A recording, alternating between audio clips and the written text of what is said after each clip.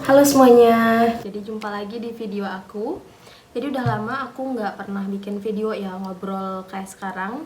Jadi aku mau bahas beberapa cerita nih temen-temen. Jadi aku kan udah lama balik nih di Indonesia dan ada beberapa dari kalian yang nanyain aku kapan sih ke India, kok aku masih di Indonesia gitu ya. Jadi aku di sini kerja teman-teman dan sayangnya pekerjaanku itu tidak membolehkan aku untuk pergi ke luar negeri dalam jangka waktu yang lama gitu. Nah, jadi rencananya ya udah kita kerja dulu, nanti kalau udah tabungannya cukup gitu ya, doain saja semoga tabungannya cukup gitu biar kita bisa bertemu lagi. Nah, hari ini aku mau cerita apa aja sih yang aku kangenin dari India gitu, dan ini aku ceplos-ceplos ya teman-teman, jadi aku nggak bikin skrip. Jadi aku jujur kangen banget sama India teman-teman. Maksudnya di luar keluarga dan di luar Nick dan segala macam, aku kangen sama suasana India. Jadi menurutku di sosial media atau di internet gitu ya, banyak banget yang bahas India itu dari sisi negatifnya gitu, dari mereka melihat sisi buruknya India gitu, dan memberi stereotip atau memberi kesan India itu adalah negara yang jorok, bahkan banyak yang bilang India itu negara yang miskin gitu, yang dimana menurutku itu tidak benar sama sekali teman-teman. India itu sama kayak Indonesia ya, kita negara berkembang dan banyak banget hal positif dari India gitu, dan kita nggak perlu menjatuhkan gitu ya, tidak ada hal yang perlu dijatuhkan gitu dari India. Aku bilang gini bukan karena Nick orang India ya teman-teman, tapi aku emang suka sama India gitu. Jadi aku suka kulturnya, aku suka orang-orangnya gitu kan. um, jadi hal pertama yang aku kangenin dari India itu pastinya adalah suasananya ya. Jadi pas aku di India itu aku tinggal di rumahnya Sandes, yang dimana rumahnya itu di belakang rel kereta api.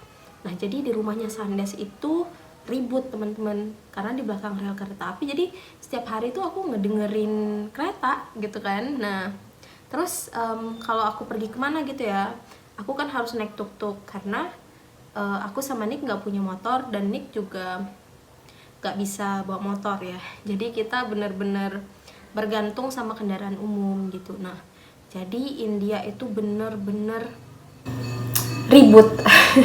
Jadi aku dulu pernah ke Jakarta dan di Jakarta itu emang macet, tapi aku ngerasa Jakarta itu tidak seribut di India. Jadi India itu ribut banget dan awalnya itu bikin sakit kepala sih. Awal aku ke India aku ngerasa kayak ya ampun ini negara ribut banget ya gitu. Cuman karena aku sudah terbiasa gitu dengan keributan itu, jadi sekalinya aku balik ke Indonesia dan aku tinggal di pulau yang kecil gitu ya, Lombok, aku tuh ngerasa sepi banget gitu pas sampai sini. Pas aku nyampe ke Lombok pertama kali aku ngerasa kayak wah sepi banget, kayak suasananya beda banget gitu. Jadi itu satu hal yang aku rindukan dari India. Terus hal lain yang aku kangen banget karena aku ini pecinta buah dan pecinta sayur. Jadi menurutku makanan di Indonesia itu mahal-mahal teman-teman. Ini aku berbicara sesuai dengan konteks aku tinggal di mana ya. Aku tinggal di Lombok. Mungkin kalau kalian yang tinggal di Jawa atau tinggal di daerah lain, mungkin kondisinya berbeda gitu. Tapi di tempatku sendiri, setelah aku banding-bandingin gitu ya, harga sayur, harga buah itu jauh lebih terjangkau di India gitu. Jadi misalnya dengan uang 1 juta tuh di India aku udah bisa menikmati banyak variasi buah dan sayur gitu. Nah kalau di sini mungkin tidak sebervariasi di India gitu ya. Terus di India banyak juga buah-buah yang buah kesukaanku gitu, yang aku bisa akses dengan sangat mudah gitu. Misalnya buah delima, aku tuh suka banget sama buah delima, buah anggur, dan buah melon, buah semangka. Dan buah-buah ini tuh murah-murah banget di India teman-teman, sedangkan kalau di Indonesia itu bisa dibilang lebih mahal ya. Bahkan buah semangka aja tuh di Indonesia lumayan ya, sedangkan di India itu murah banget dan dari segi rasa buah di India tuh juga jauh lebih manis teman-teman. Hal selanjutnya yang aku kangenin itu adalah transportasi umum teman-teman. Again, balik lagi ya, karena aku orang Lombok dan di sini kita nggak punya transportasi umum yang kayak di Jakarta, misalnya kereta, segala macam itu kita nggak punya di sini teman-teman. Jadi di Lombok itu makanya banyak orang yang biasanya punya kendaraan sendiri, termasuk aku. Itu aku dari SMA itu udah punya motor sendiri, jadi aku bawa motor sendiri ke sekolah kemana-mana karena emang susah kalau nggak punya motor di sini. Kalau sekarang gitu kan udah ada Grab ya, jadi kita mau kemana-mana itu sekarang ya pilihannya cuma naik Grab gitu. Maksudnya untuk kendaraan itu bukan termasuk kendaraan umum ya, maksudnya selain kendaraan milik pribadi gitu ya, alternatifnya cuman Grab gitu teman-teman. Jadi aku kangen banget sama aksesibilitas yang ada di India gitu ya. Jadi kalau mau ke tempat jauh gitu kayak misalnya sejam 2 jam tuh enak karena tinggal pergi ke stasiun naik tuk-tuk, tuk-tuknya murah, naik tuk-tuk terus di stasiunnya beli keretanya murah, kereta lagi, tiket kereta murah, terus tinggal duduk gitu kan ya, walaupun berebut-rebutan, namanya juga kereta umum ya, tapi menurutku itu termasuk mudah gitu ya dibandingkan kalau misalnya di sini di tempatku. Kalau misalnya aku punya motor gitu, aku cuma punya motor, mau nggak mau kalau aku misalnya mau ke tempat jauh gitu ya, misal ke daerah lain gitu kan, ke kabupaten lain, itu aku opsinya ya udah pakai motor sendiri, pakai kendaraan sendiri gitu. Nah kalau punya mobil ya pakai mobil gitu kan, atau enggak kalau mau naik Grab gitu bisa, tapi bayarannya jauh lebih mahal teman-teman. Sama kayak misalnya pas aku mau ke bandara itu ya, kalau di sini ya udah opsiku itu cuman ada Grab gitu kan, Grabnya pun harus yang mobil karena kita bawa koper kan. Pas aku di India, pas aku pergi ke bandara gitu, dari rumah Sandes ke bandara, itu aku bisa hanya dengan naik kereta dan naik metro teman-teman, dan naik tuk-tuk gitu. Jadi transportasinya, aksesnya mudah gitu ya. Jadi itu aku kangen banget gitu. Kalau mau pergi, misalnya mau pergi jalan-jalan nih, kalau di sini kan emang Lombok itu banyak destinasi jalan-jalannya teman-teman, tapi balik lagi kita pakai kendaraan sendiri. Jadi misalnya mau ke pantai nih, ya udah kalau mau ke pantai pakai motor gitu, that's the only option yang kita punya gitu kan.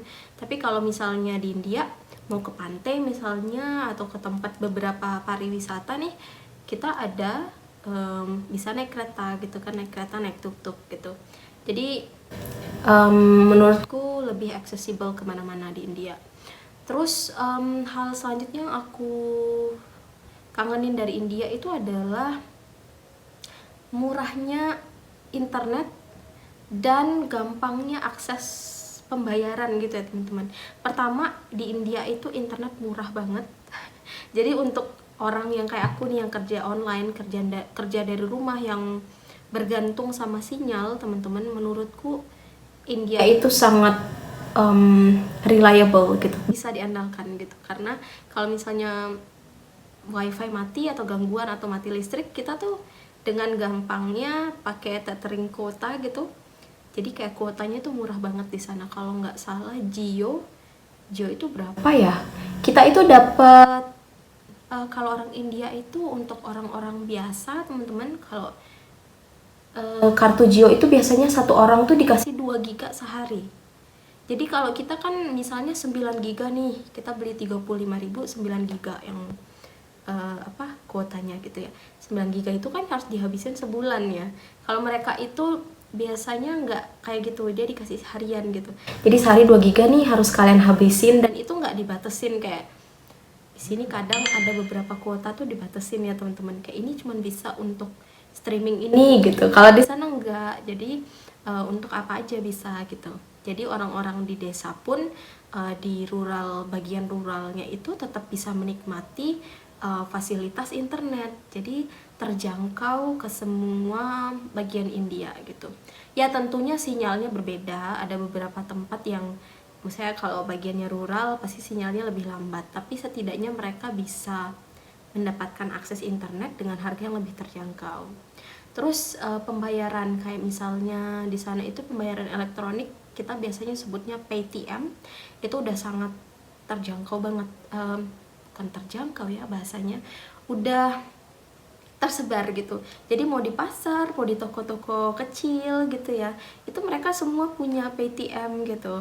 Kalau kita kan ya emang kita ada namanya QRIS, kita juga bisa pakai kartu debit gitu. Tapi ini nggak ke setup di semua toko teman-teman. Ini hanya biasanya kalau di tempatku ya, again balik lagi, di tempatku itu biasanya ini di toko-toko besar gitu kan. Tidak se-accessible yang ada di India. Kalau di pasar aku belum pernah sih ngeliat yang di pasar gitu punya QRIS, kita bisa bayar pakai QRIS atau pakai kartu debit gitu kan. Jadi aksesibilitas ke internet dan pembayaran elektronik itu pastinya beda teman-teman di India. Dan aku kangen aja gitu kalau di sana apa-apa gampang gitu. Kayaknya gitu aja teman-teman, aku udah tidak ada hal lain lagi yang aku mau tambah sepertinya. Dan ya, terima kasih udah nonton. Bye bye.